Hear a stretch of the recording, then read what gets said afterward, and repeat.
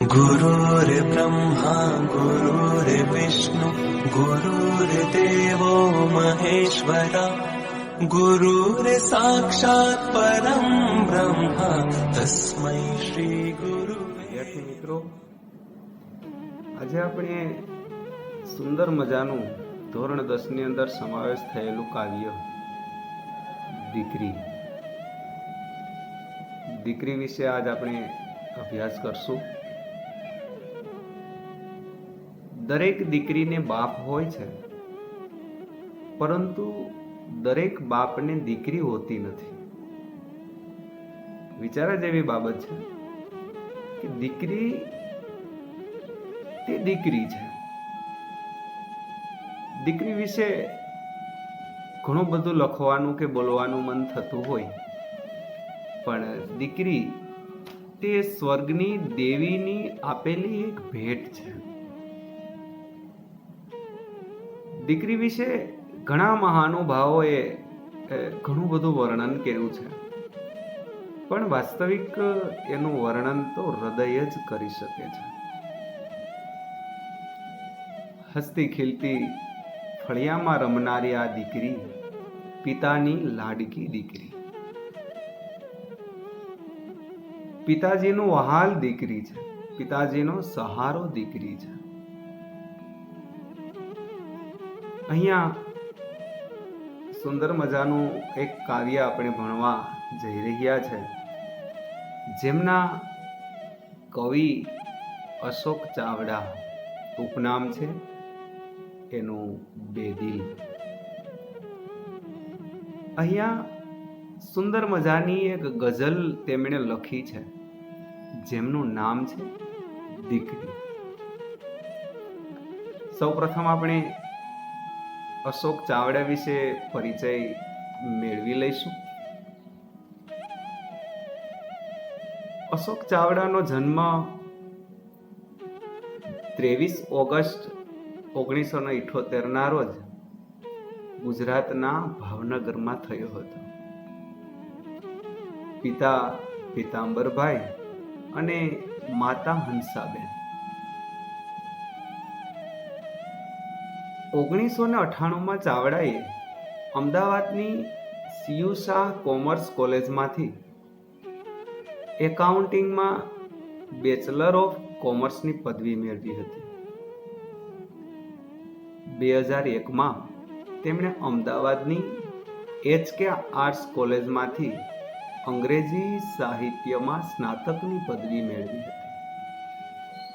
2003માં તેમણે ગુજરાત યુનિવર્સિટીમાંથી master of development communication એટલે કે MDCની પદવી મેળવી હતી.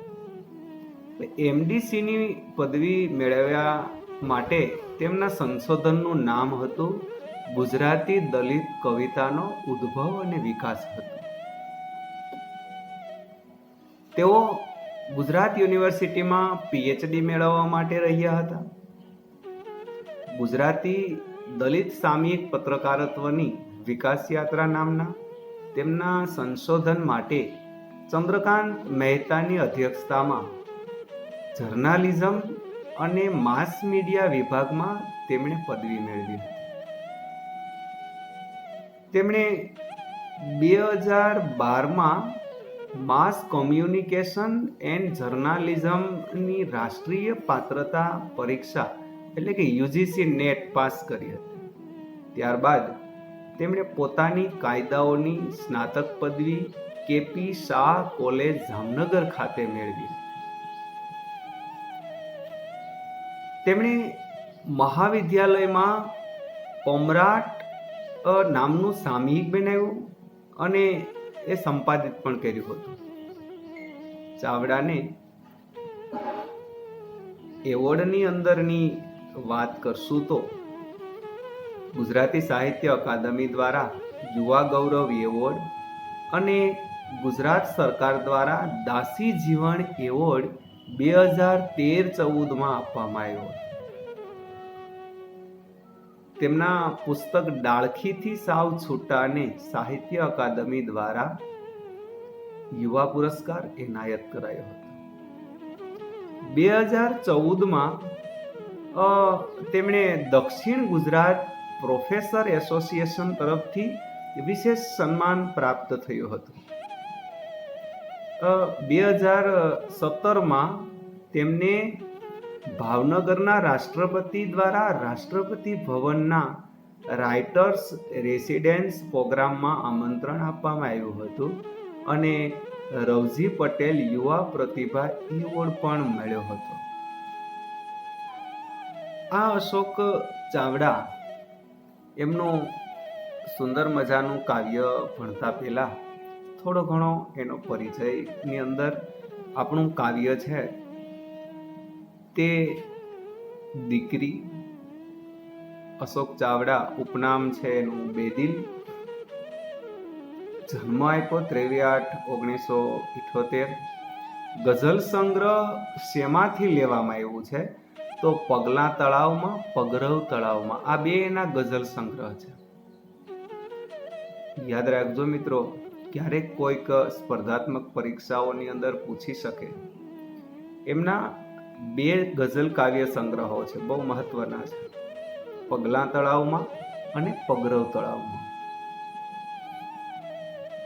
પ્રતિબદ્ધ કવિતા સંગ્રહ જે છે એની દરેક કવિતા જેમાં સમાવેશ થયેલો છે તે ડાળખીથી સાવ છૂટા, અને સાહિત્ય પ્રકાર છે દીકરી વિશે કાવ્યનો ગઝલ.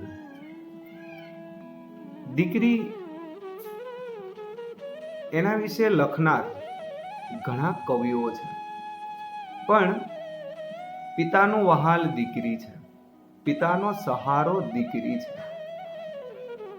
સ્વર્ગની દેવી એ દીકરી છે, એની ઝલકમાં દીકરી છે. સુખડ ચંદન જો ઘણી ઉપમાઓ સાથે દીકરીને દર્શાવી છે. લોકો કહે છે કે ફળિયાની અંદર એક તુલસીનો ક્યારો અને એક દીકરી, આ ફળિયું શ્રીમંતાઈનું ફળિયું ગણી શકાય છે.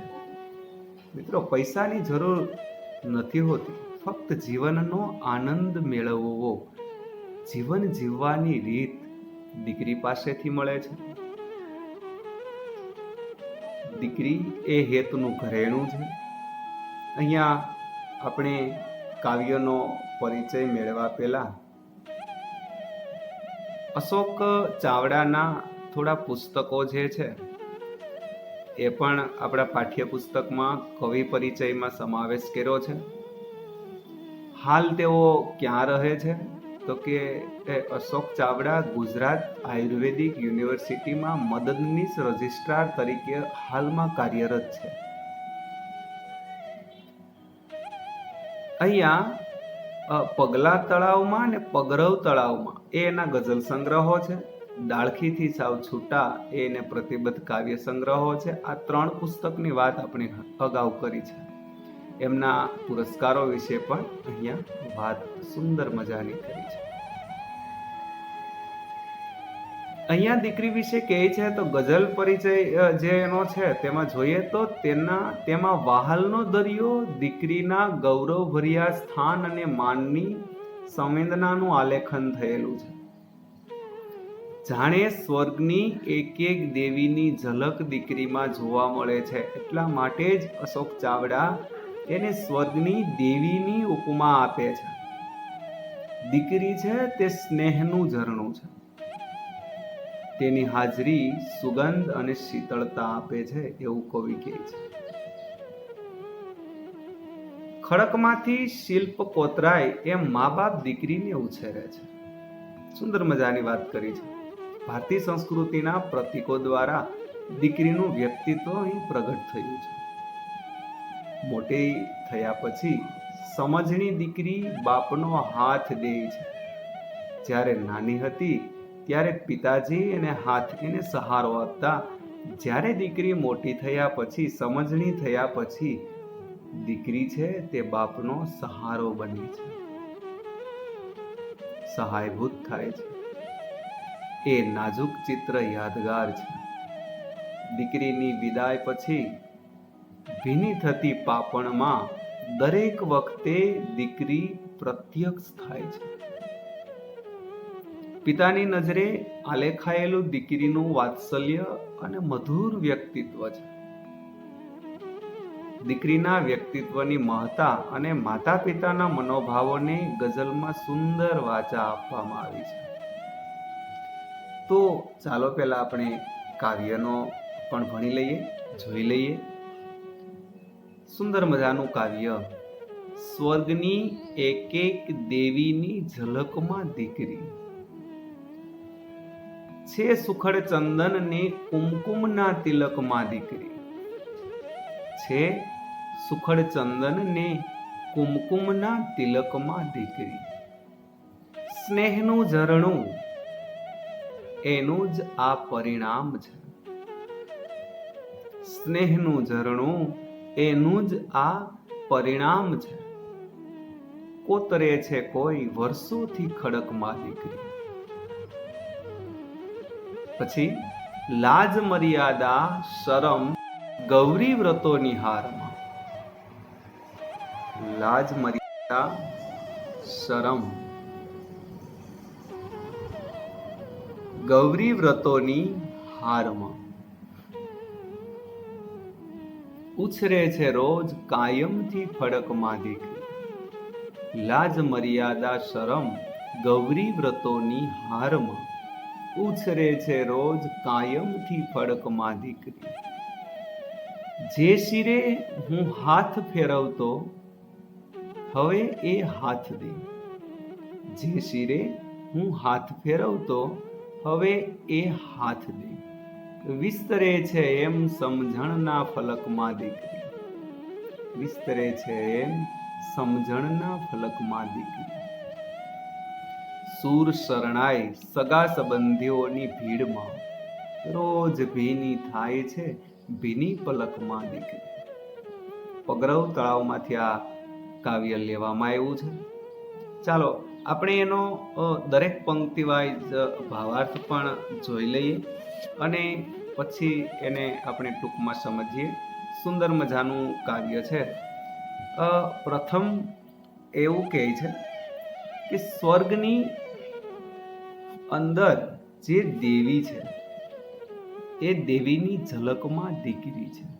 સ્વર્ગની એક એક દેવીની ઝલકમાં દીકરી છે, સુખડ ચંદનને કુમકુમના તિલકમાં દીકરી. અહીંયા સ્વર્ગની એક એક દેવીમાં દીકરીની ઝલક દેખાય છે. દીકરી સુખડ ચંદન અને એના સુગંધ અને કુમકુમના તિલકનું સૌંદર્ય છે. જો મિત્રો, સુખડ અને ચંદન તે શીતળતાનું પ્રતીક છે. અહીંયા દીકરીનો સહારો એક શીતળતા છે. અહીંયા કવિએ સુંદર મજાની કાવ્ય પંક્તિ મૂકી આપી છે. સ્વર્ગની એક એક દેવીની ઝલકમાં દીકરી છે અને દીકરી કેવી તો કે સુખડ ચંદનની સુગંધ અને કુમકુમના તિલકનું સૌંદર્ય દીકરી છે. સરસ મજાની વાત કરી છે. ફરી આપણે બીજી પંક્તિનો ભાવાર્થ જોઈ લઈએ. સ્નેહનું ઝરણું એનું જ આ પરિણામ છે. સ્નેહનું ઝરણું એનું જ આ પરિણામ છે. કોતરે છે કોઈ વર્ષોથી ખડકમાં દીકરી. સ્નેહનું ઝરણું એટલે કે સ્નેહના ઝરણાનું જ આ પરિણામ છે, ફળ છે. આજ સુધી જે સ્નેહ વહ્યો છે એનું પરિણામ એ દીકરી છે. લાખો પુણ્ય પછી દીકરી અવતરે છે. અહીંયા સ્નેહનું જે ઝરણું વહેતું હોય છે એનું જ આ પરિણામ છે. કેમ? કોઈ વર્ષોથી કોતરે છે ખડકમાં દીકરી. એમના માતા પિતા કોઈ વર્ષોથી ખડકમાંથી દીકરીનું શિલ્પ કોતરે છે. ઘણા વર્ષોથી જે ઉપાસનાઓ કર્યા પછી એની ઘરે દીકરી અવતરતી હોય છે. જે બાપને દીકરી એ વિશ્વનો સૌથી અમીર માણસ ગણાય છે. અહીંયા બસ એ જ સુંદર વાત કરી છે કે લોકો વર્ષોથી જે ખડકની અંદર કોતરણી કરી અને શિલ્પને ઘાટ આપે છે, સુંદર મજાની મૂર્તિ બનાવે છે, ત્યારે એ પૂજાય છે. પથ્થરમાંથી બનાવેલી સુંદર મજાની ભગવાનની મૂર્તિ એનું કોતરણી થયા પછી તેનું પૂજન થાય છે, તે પૂજાય છે. નદી કાંઠાના બે પથ્થરો શિલ્પકાર લેવા જાય છે ત્યારે એક પથ્થર દળી જાય છે, બીજો પથ્થર હાથમાં આવે છે, એક પથ્થર ત્યાં ને ત્યાં રહે છે, બીજા પથ્થરનો ઘાટ ઘડાય છે અને આ ઘાટ ઘડાયેલા છે એ મૂર્તિ છે એ પૂજાય છે. અહીંયા એટલે સ્નેહનું ઝરણું અને એનું આ પરિણામ છે. કોતરે છે કોઈ વર્ષોથી ખડકમાં દીકરી. ત્યારબાદ સુંદર મજાની વાત કરી છે, દીકરીનો ઉછેર કેવી રીતે થાય. લાજ મર્યાદા શરમ ગૌરી વ્રતોની હારમાં ઉછરે છે રોજ કાયમથી ફડકમાં દીકરી. જ્યારે દીકરીનો ઉછેર કેવો છે. દીકરી માટે આ જગતે ઘણા બધા બંધન રજૂ કરી દીધા છે. ખરેખર દીકરી આવા બંધનની જરૂર નથી. દીકરી છે એ તો કુળ ઉજાળનાર છે. દીકરી એ બે કુળ ઉજાળે છે. અહીંયા દીકરીની લાજ મર્યાદા શરમ ગૌરી વ્રતો આ બધું જ એની જિંદગીની અંદર કર્યા જ કરે છે. એની હારમાળામાં દીકરી ગોઠવાઈ ગયેલી છે. કાયમને માટે ફડકની અંદર દીકરી રહે છે, ડરમાં રહે છે, બીકમાં રહે છે. અહીંયા એવું કહે છે કે લાજ મર્યાદા શરમ ગૌરી વ્રતો જેવી પરંપરાગત હારમાળામાં દીકરી હંમેશા બીકમાં ઉછરતી રહી છે. બીકની અંદર જ દીકરી ઉછરે છે. સમાજની ડર, સમાજમાં લાજ મર્યાદા શરમ, ઘણા બધા વ્રતો, આ દરેક હારમાળાની અંદર દીકરીનો ઉછેર બીકમાં થાય છે. જે શિરે હું હાથ ફેરવતો હવે એ હાથ દે છે. પિતાજીના હૃદયના શબ્દો છે. જ્યારે દીકરી નાની હતી ત્યારે આ પિતાજી છે એ દીકરીને એક સહારો બનતા, એક સહારા રૂપ બને છે. જ્યારે એ જ દીકરીની વાત કરે છે કે પહેલા જેના માથે હું હાથ ફેરવીને વાલ કરતો, આશીષ દેતો, આજે મને એ હાથ દે છે, એટલે કે સહારો આપે છે. દીકરીની સમજદારી આસમાન સુધી વિસ્તરી છે. અઢળક સમજદારી છે. દીકરી સમાજની અંદર બીકથી ઉછરે છે, પણ એ પિતાનો સહારો છે. જ્યારે નાની હતી ત્યારે પિતાજી કહે છે કે હું એમના ઉપર હાથ ફેરવતો હતો. એ જ દીકરી આજે મોટી થઈ અને એની સમજણનો વિકાસ થયો ત્યારે તે જ દીકરી આજે મને સહારો આપે છે. આજ એ દીકરી મારો સહારો બની છે. અંતે સુર શરણાઈ સગા સંબંધીઓની ભીડમાં રોજ ભીની થાય છે, ભીની પલકમાં દીકરી. પિતાજી કહે છે કે દીકરીની વિદાય કર્યા પછી માતા પિતાની કેવી દશા છે એની વાત કરે છે. દીકરી એક હૃદયનું સંભારણું છે, માતા પિતાનો સહારો છે. જ્યારે દીકરીના લગ્ન થયા, દીકરીને પિતાજી હૃદયથી વળાવે છે. ભલભલા પિતાજીની આંખોમાં આંસુ આવી જાય છે. દીકરીની વિદાય લોખંડી પિતા હોય પણ એમને પણ ઓગળાવી શકે છે. આ દીકરીના પ્રેમની તાકાત છે. હજી પણ પિતાજી કહે છે કે દીકરીની વિદાય આપી દીધા પછી વર્ષો પછી કોઈ પણ સગા સંબંધીઓ હોય તેમની ત્યાં લગ્ન હોય ત્યાં શરણાઈના સૂર વાગતા હોય તે ભીડની અંદર કેવી દશા થાય છે, કારણ કે જ્યારે શરણાઈના સૂર સંભળાય છે ત્યારે આ સગા સંબંધીઓની ભીડમાં દીકરીની યાદ આવતા આંખો રોજ ભીની થઈ જાય છે. દીકરીની યાદમાં આંખો ભીની થઈ જાય છે અને એની ભીની પલકમાં દીકરી જ પ્રત્યક્ષ દેખાય છે. એ જ ભીની પલકની અંદર પોતાની જ દીકરી છે એવું દેખાય છે. પિતાના હૃદયની વાત છે. એક સુંદર મજાનો પાઠ આવતો હશે, શરણાઈના સૂર, જેમાં ઝુમો ભીસ્તી સકીના અને એનો પિતા એની વાત આવે છે. તેમનો પિતાજી છે એને આ સકીના નામની દીકરી હોય છે. દીકરી નાની હોય ત્યાં માતાની છત્રછાયા ગુમાવી દે છે. આ રમઝુ મીર હોય છે અને આ રમઝુ મીર એમની દીકરીને ઉછેરે છે.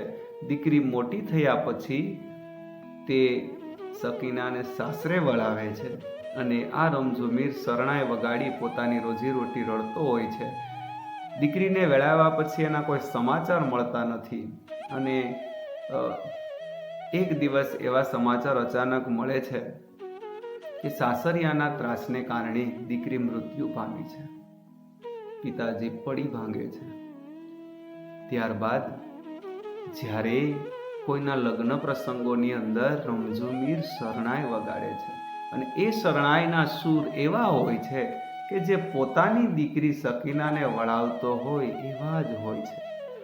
અંતે તેમને એક લગ્ન પ્રસંગમાં આમંત્રણ આપે છે શરણાઈ વગાડવાનું. ત્યાં અદ્ભુત શરણાઈ વગાડે છે. એમની દીકરીની યાદમાં એને એની સકીના દેખાય છે. આ રમઝુ મીર શરણાઈ વગાડે. બીજા લોકો એવું કહે કદાચ એને દાદ જોતી હશે અને એટલા માટે વગાડતો હશે, પણ ના, એ એની દીકરીની યાદમાં વગાડે છે. જેટલા પણ પૈસા થયા છે તે બીજાની દીકરીના લગ્નમાં ભેટ આપી પોતે કબ્રસ્તાનમાં જાય છે. મોડી રાત સુધી શરણાઈના સૂર વાગ્યા કરે છે અને એમની પત્નીની કબરની બાજુમાં જ તેઓ મૃત્યુ પામે છે. આવો શરણાઈના સૂર સુંદર મજાનો પાઠ છે. ક્યારેક ફ્રી ટાઈમ હોય ત્યારે તેમનો પણ અભ્યાસ કરજો. અહીંયા આ પ્રથમ તાસની અંદર આપણે દીકરી કાવ્યનો ટૂંકમાં ઉપસાર જોયો છે. હવે પછીના તાસની અંદર આપણે એને વિગતે ભણશું. गुरुर्ब्रह्मा गुरुर्विष्णु गुरुर्देवो महेश्वरा गुरुर्